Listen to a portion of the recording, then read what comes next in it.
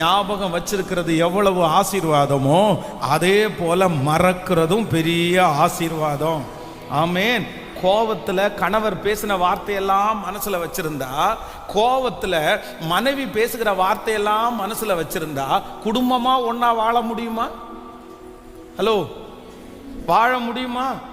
அவர் என்ன பேச்சு பேசியிருக்கிறாரு, அந்த அம்மா எவ்வளவு பேச்சு பேசியிருக்கிறாங்க, அந்த வார்த்தையை மனசுலயே வச்சிருந்தா எப்படி வாழ முடியும்?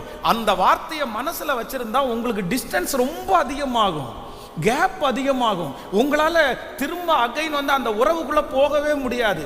அந்தந்த நேரத்தில் அவங்களும் பலவீனமானவங்க தான் அப்படின்னு நினைச்சிடணும். எல்லா கணவனாரும் மனசுக்கு உள்ளே இருந்தெல்லாம் பேசுறது இல்லை, எல்லா மனைவியும் மனசுக்கு உள்ள இருந்து பேசுறது இல்லை. அந்த உங்களுக்கு எப்படி ஒரு சூழ்நிலை வரும்போது டக்குன்னு மனம் பதறி ஒரு வார்த்தை சொல்றீங்களோ, அதே மாதிரி தான் ஆப்போசிட்ல இருக்கிறவங்களும் அந்த